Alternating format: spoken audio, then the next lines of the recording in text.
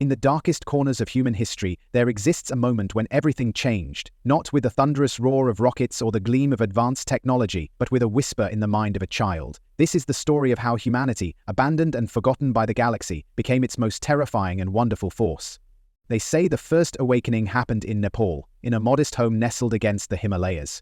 7-year-old Maya Sherpa was playing with her wooden dolls when her mother noticed something strange. The toys were dancing without being touched. At first they dismissed it as a trick of the light, a momentary lapse in judgment. But then the cups began to rattle in their cupboards and the prayer flags outside their home started to flutter against the wind. Maya wasn't just moving objects, she was reaching into the fabric of reality itself. Her mind, pure and unburdened by the limitations adults had accepted as truth, had touched something profound, something ancient, something that had always been there, waiting for humanity to notice. News spread quickly in the digital age. Videos of Maya's abilities went viral, sparking both wonder and skepticism. Scientists descended upon the small village, their instruments recording impossible energy readings that defied known physics. But before they could contain and study the phenomenon, similar incidents began occurring worldwide. In Sao Paulo, a teenage boy stopped a falling crane with nothing but his thoughts, saving dozens of construction workers. In Lagos, a young girl healed her brother's broken arm by simply willing the bones to knit back together. In Sydney, a college student accidentally broadcasted his dreams to everyone within a kilometre radius, creating a shared dreamscape that lasted for hours.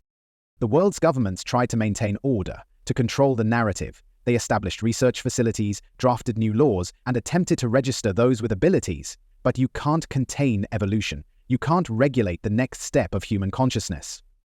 Dr. Sarah Chen, leading the Global Psionic Research Initiative, was the first to understand what was really happening. "We're not seeing random mutations or unexplained phenomena," she wrote, in her controversial paper that would later be considered the founding document of modern psionics. "We're witnessing the awakening of abilities that have always been within us. Our isolation in the soul system, our desperate need to reach beyond our cradle, it has forced us to look inward instead of outward. And in doing so, we've discovered that the greatest technology isn't built in laboratories, but exists within our own mind."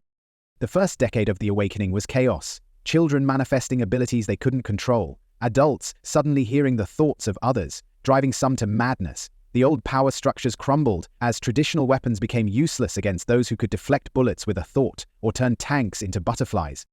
But humans, as they always had, adapted. The first psionic schools emerged from the ashes of the old order. The Himalayan Academy, where Maya Sherpa herself became an instructor, taught control and harmony with one's abilities. The Brazilian Institute of Mental Sciences focused on practical applications, developing techniques to use psionics in construction and healing. The African Confederation of Psychic Studies specialized in telepathic communications and emotional regulation.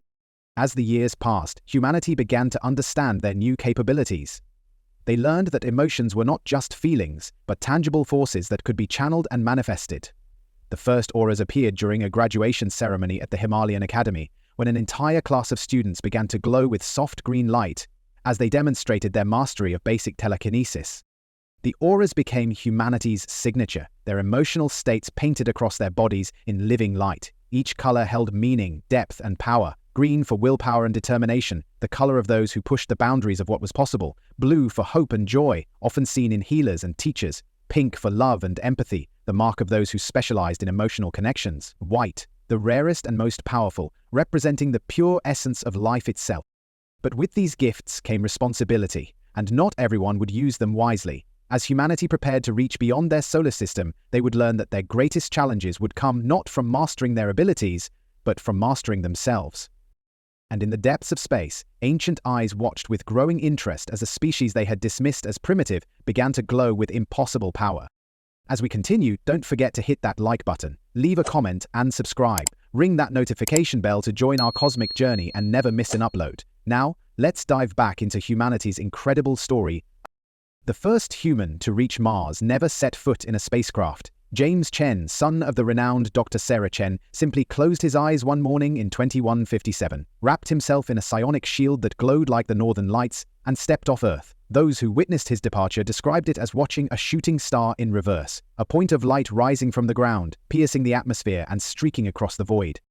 He wasn't trying to make history, as he would later explain in his memoirs. He just wanted to prove his mother's theories about spatial manipulation. But when he materialized on the red surface of Mars, leaving footprints in dust untouched by human feet, everything changed. The impossible had become possible, and humanity's path to the stars had been rewritten. James spent 3 days on Mars, sustaining himself through psionic energy alone. His aura, typically a scholarly blue, blazed white with the sheer effort of maintaining his shields against the harsh Martian environment. When he returned, he brought back more than just soil samples and scientific observations. He carried the key to humanity's expansion among the stars. The Mars incident, as it came to be known, triggered a revolution in psionic development. If one person could cross the void, others could follow. Training centers worldwide shifted their focus from basic control to void walking. The ability to traverse space became the new frontier of human achievement. But it wasn't just about transportation. As humans spread through the solar system, they discovered their abilities growing stronger, more diverse. The first colonists on Europa found they could communicate instantly across vast distances, their thoughts riding waves of consciousness that ignored the limitations of light speed. Miners in the asteroid belt learned to reshape matter at the molecular level, their green auras flaring as they transformed useless rock into precious resources. The Titan research station became legendary for its breakthroughs in psionic healing. Dr. Maya Sherpa, now in her 60s but barely looking 40 thanks to psionic life extension, established protocols for treating everything from cancer to genetic disorders through pure thought. Her pink aura became a symbol of hope throughout the solar system, and her techniques would later save countless alien lives. Yet, amid these triumphs, darkness lurked. The Armstrong incident of 2164 served as a harsh reminder of power's double edge. A group of rogue psions, their auras corrupted to a sickly yellow, attempted to take control of the lunar colonies. The resulting psionic battle left permanent scars on the moon's surface, great crystalline formations created when raw psychic energy fused lunar regolith into glass. The incident led to the formation of the Psionic Council, a governing body dedicated to ensuring responsible use of humanity's growing powers. Led by the most experienced practitioners, including both Chen and Sherpa, the Council established the Cosmic Accords, guidelines for psionic development that emphasized control, responsibility, and ethical use of abilities. But the Council's greatest challenge lay ahead. In 2170, humanity detected its first clear evidence of alien civilization, not through radio signals or telescopes, but through the dreams of children. Young scions across the solar system began sharing vivid visions of crystal cities and ships that sailed on light. The collective dream space, as it came to be called, revealed that humanity was far from alone in the galaxy. And the question was no longer whether humanity would meet alien civilizations, but when. The Council began preparing for first contact, developing protocols for peaceful interaction. They knew humanity's unique development would shock the galactic community. While other species reached the stars through technology, humanity had transformed themselves into living starships. In 2175, the waiting ended. A massive vessel of unknown design appeared at the edge of the solar system. Its arrival sent ripples through the collective dream space, awakening every human scion to a simple truth: everything was about to change. As the ship approached, humanity faced its first test. Would they meet these visitors as equals, as potential friends, or would their powers, honed through decades of isolation, prove to be a source of fear for species that had evolved along different paths? The answer would reshape the galaxy forever.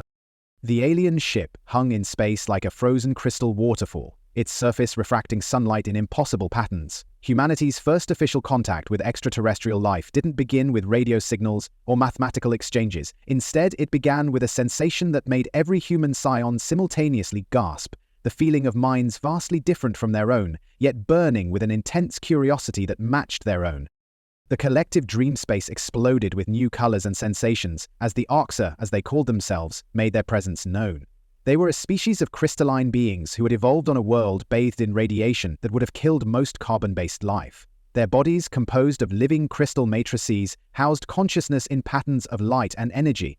The Arxor had come seeking the source of the strange energy signatures they'd detected, the brilliant flares of human scions traversing space. What they found both fascinated and terrified them. Here was a species that had bypassed conventional technological evolution entirely, instead transforming themselves into something that defied their understanding of biology. First contact occurred in the neutral ground of space between Mars and Jupiter. 3 human representatives, their auras carefully controlled to project peaceful intentions, met with 2 Arxur delegates. Dr. Elena Rodriguez, her green aura pulsing with determination, led the human delegation. Beside her floated James Chen, his blue aura now streaked with white from years of void-walking experience, and Kenzo Tanaka, the youngest member of the Psionic Council, whose rare indigo aura marked him as one of humanity's most skilled empaths. The meeting was broadcast across the solar system, not through cameras or transmission devices, but through a carefully maintained network of psionic observers, who shared the experience through the collective dream space. Every human could feel the mixture of wonder and apprehension as their representatives approached the crystalline beings. Communication proved surprisingly easy. The Arxor's crystalline nature made them naturally receptive to psionic energies, and Kenzo quickly established a mental link that transcended the need for verbal language. Through this connection, humanity learned its first shocking truth about their place in the galaxy. They weren't just different, they were unique. No other known species had developed psionic abilities to such a degree. While some races had individuals with minor telepathic or empathic abilities, none had transformed their entire species into beings capable of manipulating reality through thought alone. The Arxor shared knowledge of the wider galaxy, a complex web of alliances, treaties, and careful power balances between dozens of spacefaring civilizations. They spoke of the Galactic Compact, a loose confederation of the most powerful species who maintained order among the stars. They told of great wars fought with technologies that could shatter planets, of species that had merged with machines, and of ancient mysteries still unsolved. But most importantly, they warned humanity of the challenges ahead. Their emergence would upset carefully maintained balances of power. Their abilities would inspire fear as much as wonder. Not all species would welcome their arrival on the galactic stage. The warning proved prophetic sooner than anyone expected. During the third day of diplomatic exchanges, a second ship arrived, this one belonging to the Vexcar, a species of cybernetically enhanced beings who served as the Compact's primary peacekeepers. Their arrival was not diplomatic.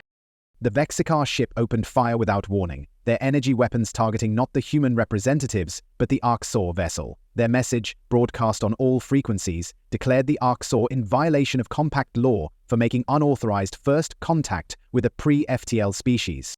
What happened next would be remembered for centuries as humanity's debut on the galactic stage. Elena Rodriguez, her green aura flaring like a newborn star, reached out with her mind and simply caught the weapon's fire. The deadly energy beams hung suspended in space, transformed from instruments of destruction into a beautiful aurora by her will alone. James Chen's response was equally impressive. His blue aura expanded into a sphere that engulfed the Vexcar vessel, and with a gesture that looked almost casual, he transported the entire ship to the orbit of Pluto. The message was clear. Humanity might be new to the galactic community, but they were far from helpless. Kenzo Tanaka provided the finishing touch. His indigo aura pulsing with purpose, he projected a single, powerful thought into the minds of every being within a light year. We come in peace, but we will defend ourselves and our friends. Choose carefully how you wish to proceed. The incident lasted less than 5 minutes, but its implications would echo through the galaxy for years to come. Humanity had arrived on the galactic stage not as supplicants or primitive newcomers, but as a force that could not be ignored or easily controlled. In the days that followed, as news of the encounter spread through both human and alien communications channels, the Psionic Council faced its greatest challenge yet, guiding humanity's integration into a galaxy that both feared and marveled at their abilities. Hey Starseekers, if you're loving this cosmic tale, don't forget to crush that like button and join our growing community by subscribing. Now let's dive back into humanity's incredible journey. The decades following First Contact transformed both humanity and the galaxy. As human scions ventured beyond their solar system, they discovered their abilities growing even stronger. The vast emptiness of space, rather than limiting them, seemed to amplify their powers. Each new star system they visited added new colors to their auras, new dimensions to their understanding. The first human colony beyond Sol was established in 2180, orbiting a star that humans named Haven. But they didn't build traditional space stations or planetary domes. Instead, they created something unprecedented, a psionic construct that existed simultaneously in physical and mental space. The colony took the form of a massive crystalline structure that responded directly to its inhabitants' thoughts, growing and reshaping itself to meet their needs.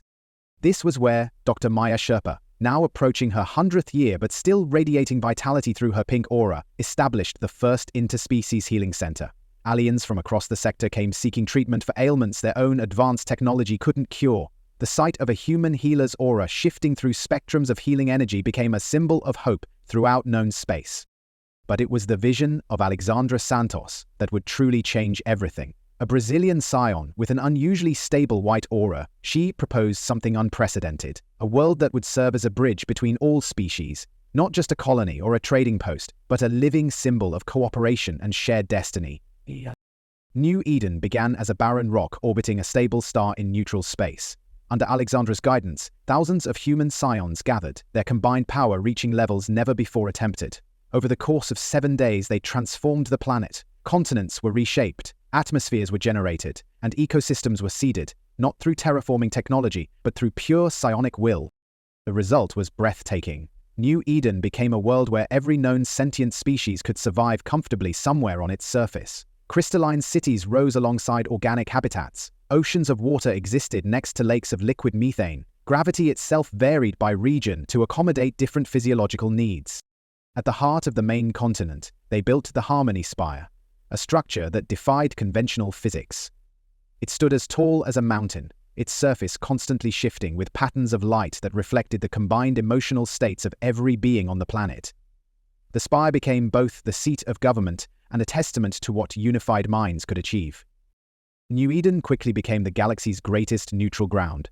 Species that had been enemies for generations found themselves cooperating on joint projects. The Arxa established research centers alongside Vexgar engineers. Methane-breathing Hexalki shared parks with silicon-based quartz mines. And everywhere, human scions worked to maintain the delicate balance that made it all possible. The planet's success sparked a renaissance of interstellar cooperation. Other worlds began requesting human assistance with their own environmental problems. The Psionic Council established training programs to teach other species the basics of mental energy manipulation. Trade routes were established, cultural exchanges flourished, and for a brief, shining moment it seemed as though humanity had helped usher in a new age of galactic peace. But power, no matter how benevolently wielded, always breeds fear, and in the shadows of this golden age, the seeds of conflict were taking root. The Compact's leadership watched humanity's rising influence with growing concern. Their carefully maintained hierarchy, based on technological advancement and military might, was being undermined by these newcomers who could reshape reality with a thought. Emergency sessions were held in secret, plans were drawn up, alliances were tested. They found their opportunity in an unexpected quarter. A group of human separatists, led by a man named Marcus Vale, began preaching against integration with alien species. His followers, their auras tainted with sickly yellows and browns, claimed that humanity was diminishing itself by helping other races. They demanded isolation, a return to human purity. The Compact saw their chance. Through carefully placed agents and hidden channels, they began supplying Vale's movement with information and resources. They stoked his paranoia, inflamed his prejudices, all while maintaining perfect deniability. What they didn't understand was that they were playing with forces beyond their comprehension.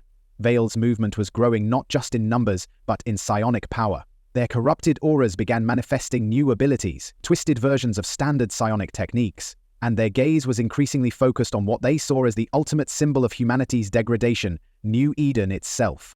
The stage was set for a conflict that would shake the foundations of the galaxy and reveal just how terrifying humanity could be when pushed too far. Nobody saw the attack coming. Not even the most sensitive human empaths detected the darkness approaching New Eden. Marcus Vale's followers had learned to mask their corrupted auras, twisting their psionic signatures to appear as background radiation. The Compact technology, meanwhile, used experimental quantum fields that could briefly blind even the most powerful human senses. The attack began during the Festival of Harmony, when New Eden's population was at its peak. Millions of beings from across the galaxy had gathered to celebrate 5 years of successful cooperation. The Harmony Spire glowed with unprecedented brilliance, its surface rippling with the combined joy of a dozen species. Vale struck first. His followers, hidden among the crowds, simultaneously dropped their psionic masks. Their corrupted auras exploded outward like toxic clouds, spreading panic and confusion. The Harmony Spire's glow turned sickly yellow, then dark brown, reflecting the sudden surge of fear and hatred. In that moment of chaos, the Compact's ships emerged from quantum tunnels. Their weapons had been specifically designed to target psionic energy patterns. The first salvos struck the planet's psionic shields, creating discordant ripples that disrupted the human defenders' concentration. Alexandra Santos, New Eden's founder, stood atop the Harmony Spire when the attack began. Her white aura flared like a supernova as she tried to reinforce the planet's defenses. But Vale himself appeared before her, his once green aura now a writhing mass of black tendrils. Their battle shook the very fabric of space-time. The Arxa delegation attempted to call for help, but the Compact's quantum jammers blocked all conventional communications. The Vexcar citizens, realizing their own government's betrayal, fought alongside the human defenders, their cybernetic weapons proving effective against Vale's followers. But it wasn't enough. The Compact's weapons struck with surgical precision, targeting the psionic nexus points that maintained New Eden's carefully balanced ecosystems. Regions began to fail catastrophically. Methane lakes evaporated. Gravity fields collapsed. The crystalline cities started to shatter. In orbit, a young human voidwalker named Sarah Chen Martinez, great-granddaughter of the pioneers Sarah Chen and James Chen, led a desperate defense against the Compact fleet. Her blue aura, streaked with warrior's red, became a beacon as she and her fellow Scions tried to push back the attackers. They succeeded in destroying several ships, but for each one they eliminated, 2 more emerged from quantum space. The killing blow came 3 hours into the battle. Vale, unable to overcome Alexandra Santos in direct combat, revealed his true madness. He had spent years studying how to invert psionic energy, turning life-giving power into its opposite. When he activated his device, it created a cascading reaction with the planet's psionic field. New Eden, the world built by hope and unity, began to die. Not just its ecosystems or its people, but the very psychic foundation of its existence started to unravel. Alexandra Santos in her final act tried to contain the reaction, sacrificing herself to give others time to escape. Her white aura expanded to encompass the Harmony Spire, then imploded with the force of a dying star. The death screams of New Eden's victims echoed through the collective dream space, reaching every human scion in the galaxy. Billions of minds experienced the pain, fear, and betrayal of millions dying in an instant. The psychic backlash was so powerful that even non-psionic species reported feeling a moment of inexplicable dread. In orbit, Sarah Chen Martinez watched her aura turn completely red as the death wave reached her. The last transmission from her position was a single thought, broadcast with such intensity that it burned itself into the minds of friend and foe alike. They must answer for this. The fall of New Eden lasted less than 5 hours. In its aftermath, the Compact claimed it had been a necessary intervention against growing human influence. Vale's followers retreated to hidden bases, believing they had struck a blow for human purity. Both would soon learn the true consequence of their actions. For in the silence following New Eden's destruction, something unprecedented was occurring. Across the galaxy, human auras were changing. The familiar spectrum of colors was being replaced by something new, something terrible. Red for rage, black for vengeance, and in the space between stars, humanity's response was beginning to take form. The galaxy held its breath for 3 days after New Eden's fall. 3 days of absolute silence from every human colony, settlement, and outpost. The Compact's leaders initially celebrated this as submission. They were wrong. Humanity wasn't cowering, they were transforming. The shared trauma of experiencing millions of deaths had fundamentally altered human consciousness. The collective dream space, once a network of light and hope, had become an ocean of rage. Every human scion, from the strongest masters to the youngest children, felt the change. Their auras, once a rainbow of possibility, consolidated into 2 dominant colors, the deep red of fury and the absolute black of vengeance. The response began with a single thought, shared simultaneously by every human mind: never again.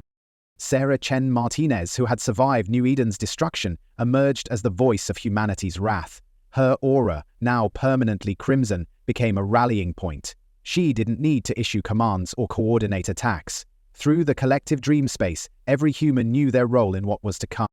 The first strike targeted the Compact's quantum communication network. Thousands of human scions, their minds linked in perfect synchronization, reached out across space and simply erased the quantum entanglement patterns that enabled faster-than-light communication. The Compact's unified defense network collapsed in seconds. The second wave struck at the heart of Vale's followers. Human empaths, their abilities enhanced by rage, traced the unique psychic signatures of the traitors. There was nowhere to hide. Every corrupted aura was located, isolated, and extinguished. Vale himself, hiding in a shielded bunker on a remote moon, discovered that no technology could shield him from his own people's judgment. But it was the third wave that truly demonstrated humanity's power. The Compact's leadership had gathered for an emergency session on their capital world, believing their planetary defenses impregnable. They watched in horror as thousands of human scions appeared simultaneously in their secure chamber, their combined auras turning the room into a sea of red. No weapons were fired, no blood was spilled. Instead, humanity delivered a more terrible punishment. Every being complicit in New Eden's destruction was forced to experience the death screams that had triggered humanity's transformation, not just once, but in an endless loop that would continue until they confessed their crimes to the galaxy. The Compact broke. Within hours, its member species were frantically broadcasting their surrender, offering reparations, begging for mercy. But humanity wasn't interested in their submission or their resources. They wanted something far more fundamental: change. Under Sarah Chen Martinez's guidance, humanity restructured galactic society. The old hierarchies based on technology and military might were dismantled. New laws were established, enforced not by ships or weapons, but by the constant vigilance of human scions who could reach across space and into the minds of those who would break them. Yet even in their darkest moment, humanity's capacity for compassion wasn't completely extinguished. Those who had opposed the Compact's actions or tried to help New Eden's victims were spared. The Arxa were given a special place as humanity's closest allies, their crystalline nature resonating with human psionic energy in ways that created new possibilities for both species. As the decades passed, humanity's auras slowly began to show other colors again. The red of rage gradually gave way to the green of determination, the black of vengeance softened into the blue of reconstruction. But every species in the galaxy remembered the lesson of New Eden. Humanity's greatest strength wasn't their power to destroy, but their unwillingness to allow destruction to go unanswered. A new age dawned in the galaxy, not one of fear or domination, but of careful respect and understanding. Humanity became both guardians and guides, helping other species develop their own latent psionic abilities, while ensuring such powers would never again be used for mass destruction. And on the site where New Eden once stood, humanity created something new. Not a replacement, nothing could replace what was lost, but a memorial. A single crystal the size of a planet, containing the preserved memories of every being who died in the fall. It stands there still, its surface shifting with every color in the psionic spectrum, a reminder of both humanity's capacity for creation and the terrible price of betraying their trust. For in the end, the galaxy learned what humanity had known since their first awakening. The mind's power to create and destroy comes with a responsibility that transcends species, politics, and even time itself. In that lesson lies both a warning and a promise that even the darkest moments can lead to light, if we have the wisdom and courage to learn from them. That concludes our epic journey through humanity's darkest hour and greatest triumph. If this tale of psionic power, betrayal, and redemption resonated with you, show your support by hitting that like button. Don't forget to subscribe and ring that notification bell to join our cosmic community and catch more incredible stories like this one. Share your thoughts in the comments below. What would you do with psionic powers? Would you have shown mercy to the Compact? Your engagement helps this channel grow and brings more epic tales to life. Until our next adventure among the stars, stay extraordinary.